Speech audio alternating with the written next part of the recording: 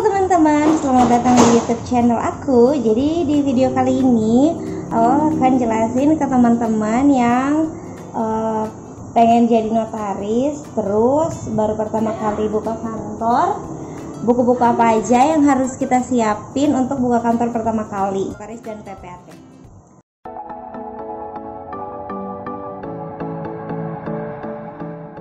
Oke teman-teman, jadi buku pertama yang harus kita siapin ini tuh namanya buku daftar akta atau biasa lebih dikenal namanya repertorium.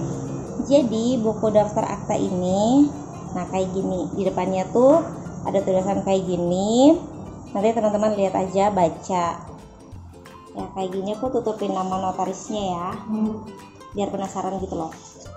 Nah jadi buku daftar akta ini tuh per halamannya tuh ditulis. Jadi per halamannya tuh ditulis halamannya tuh halaman keberapa. Terus di sini tuh ada cap. Jadi dicap oleh pengawas daerah, pengawas notaris daerah setempat. Nah di sini tuh ada nomor urut. Jadi nomor urut ini tuh nomor urut pertama kali. Jadi kalau seandainya kita bikin akta pertama kali, pas kita buka kantor, ini nomor urutnya dari 1 sampai kita pensiun. Ini nomor urutnya dari pertama kali kita buka kantor. Jadi nomor urut ini berbarengan dengan nomor akta. Nah ini nomor urut pertama kali 1, kemudian ini nomor bulan. Nah ini nomor bulan, nomor akta notaris. Karena akta notaris ini tuh per bulan. Jadi kalau per bulan tuh kayak contoh 1 sampai 50. Terus nanti di bulan berikutnya dia mulai dari nomor 1 lagi. Kemudian ini tanggal akta. Kemudian ini ada sifat akta. Sifat akta ini kayak contohnya aktanya akta apa, kayak akta kuasa atau pendirian CV, pendirian PT, kayak gitu-gitu. Terus ini nama penghadap. Nah, nama penghadap kita tulis di sini. Gitu deh teman-teman. Ini namanya daftar akta atau repertorium. Jadi setiap akta yang kita bikin kita tulis di sini. Yang kedua, kleper buku daftar akta. Itu nyambung dari buku ini. Nyambung dari buku ini. Jadi setelah kita tulis buku ini, kita tulis buku ini. Kayak gini juga buku kleper daftar akta. Nah jadi buku kleper daftar akta ini tuh kayak abjad gitu loh teman-teman. Jadi di sini tuh ada nomor urut. Nah nomor urut ini tuh nomor urut biasa aja. Jadi nomor urut 1 sampai seterusnya sampai notarisnya pensiun. Kemudian nama penghadap. Nama penghadapnya itu yang ada di akta sini yang kita udah tulis di daftar akta. Kita tulis lagi di sini tapi berurutan. Ini tuh kleper ini tuh kayak berabjad dari A sampai Z. Jadi kalau teman-teman lihat ini dari A sampai Z. Nah, jadi buku ini tuh setelah tulis buku daftar akta kita pindah di kleper.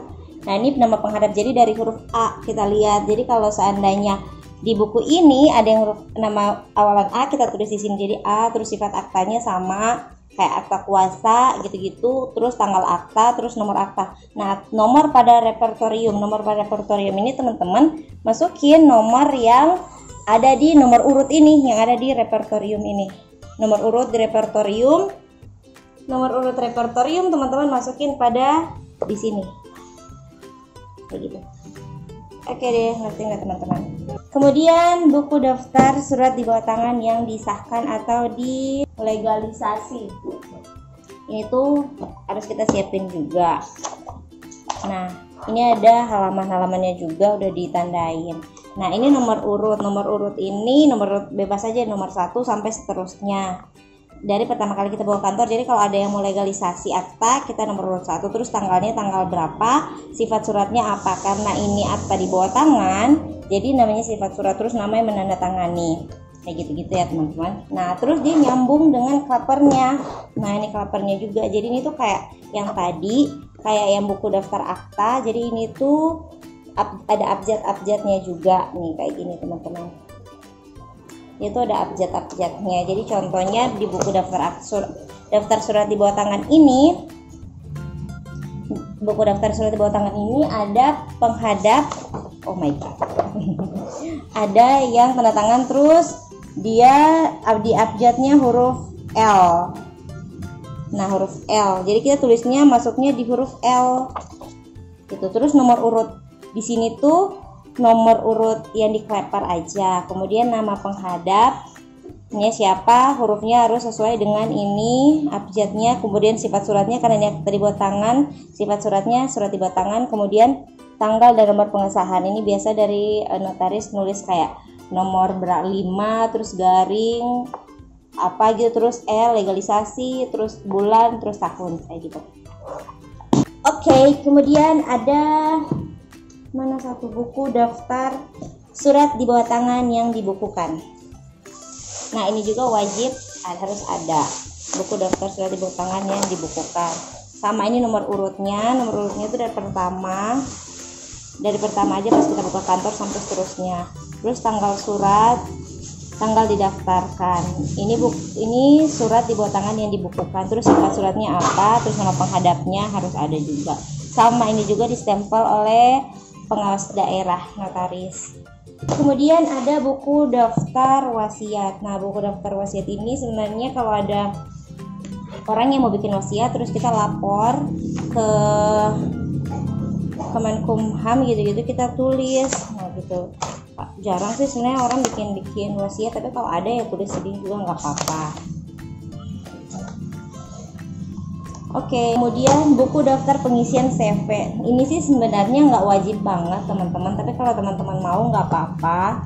Ini ada buku daftar pengisian CV. Jadi kalau tiap CV teman-teman bikin, teman-teman bisa tulis di sini. Nomor urutnya ini bisa dari 1 sampai seterusnya, bebas. Ini nomor urut 1 sampai, kalau teman-teman mau sampai teman-teman pensiun juga boleh, tanggal akta, nama CV, nama pendiri, nomor akta repertorium. Nah, nomor akta repertorium ini nomor akta yang ada di buku daftar akta yang pertama kali itu loh, nomor urut yang ada di daftar akta.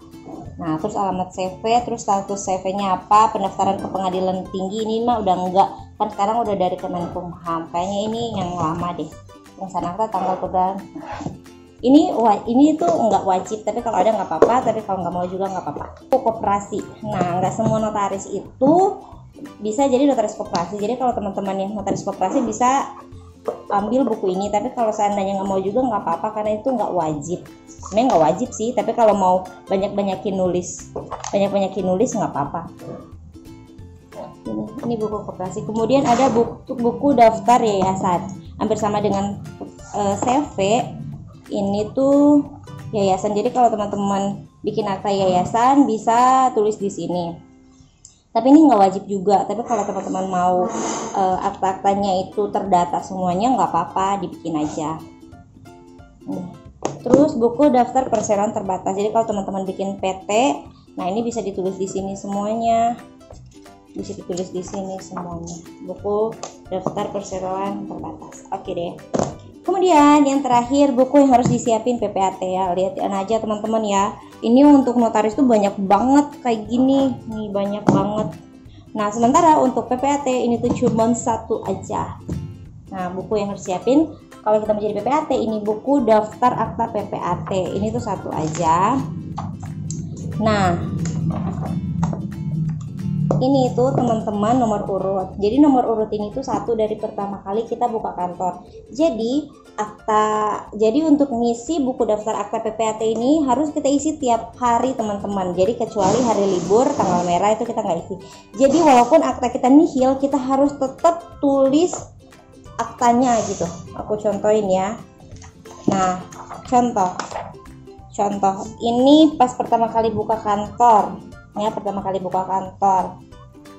ini tuh walaupun nggak ada akta kita harus tulis. Jadi per hari, contohnya pas buka kantor 18 bulan 10 2018, ini tiap hari kalau nggak ada akta kita tulis nihil. Kita harus tulis semua teman-teman. Jadi buku ini tuh bukan ditulis ketika ada akta aja, tapi nggak ada akta juga harus kita tulis gitu teman ya. Nah, terus nomor urutnya ini berurutan, pokoknya berurutan terus sampai kita pensiun ya. Dari pas kita buka kantor berurutan. Kalau ada akta nihil, kalau nggak ada akta nihil. Kalau ada akta, contoh kan akta PPAT itu AJB, hibah, tukar menukar, terus bisa bikin APHT, SKMHT dan lain-lain. Nah, kalau sananya ada akta, di sini kita tulis bentuk di sini nomor, ini kan nomor akta tuh. Kalau nihil kan nggak perlu ditulis, tapi kalau ada aktanya tulis nomor akta berapa, kayak 1/2020 gitu. Terus ini tanggal akta, bentuk perbuatan hukum apa. Kalau ada akta tulisnya AJB. Terus pihak yang mengalihkan. Ini kalau jual beli itu siapa yang menjual, di sini identitas penjual, kemudian di sini identitas pembeli. Karena ini berhubungan dengan tanah, jadi ini jenis dan nomor hak kayak hak milik, HGB dan lain sebagainya. Kemudian letak tanah dan bangunan ini di jalan apa. Kemudian luas, ini luas tanahnya bisa dilihat di sertifikat, kemudian bangunannya bisa dilihat di PBB. Kemudian ini nilai harga atau transaksi gitu. Kalau jual beli kan ada harga transaksinya. Kemudian ini NOP, nomor apa ya, objek pajak ya. Ini tuh nomor di PBB. Nah, kemudian ini NJOP di PBB juga. Kemudian ini SSP, ini nih bukti kita udah bayar pajak PPH, ini tanggalnya di sini, terus jumlahnya berapa, terus di sini bayar BPHTB tanggal sama jumlahnya berapa, kayak gitu. Kemudian nanti kita tutup kayak gini, pada hari ini Rabu bla bla bla gini ya. Jadi nanti kalau seandainya dalam 1 bulan itu aktanya nihil, kita tulis saya daftar akta ini ditutup oleh saya terus nihil gitu. Tapi kalau seandainya ada akta, ditulis daftar akta ini ditutup oleh saya dengan catatan bahwa dalam 1 bulan ini akta yang dibuat oleh saya 5 buah akta. Terus PPAT, kota apa, terus tanda tangan deh sama PPAT-nya. Gitu deh teman-teman. Jadi ini aja yang harus kita siapin sama teman-teman kalau notaris banyak, kalau PPAT just one. Oke, sekian dari aku. Kalau ada teman-teman yang mau nanya boleh. Oh, ini tuh buku-buku ini tuh sebenarnya bisa beli online, teman-teman bisa beli online, atau mungkin biasa di daerah-daerah tertentu kayak ada MPD yang ngejual atau MPW yang ngejual, atau teman-teman bisa tanya ke teman-teman aja yang di sana. Di online juga ada, bisa lihat di Shopee, Tokopedia dan lain sebagainya. Oke teman-teman, sekian, semoga bermanfaat. Kalau nggak paham bisa tanya-tanya. Dah.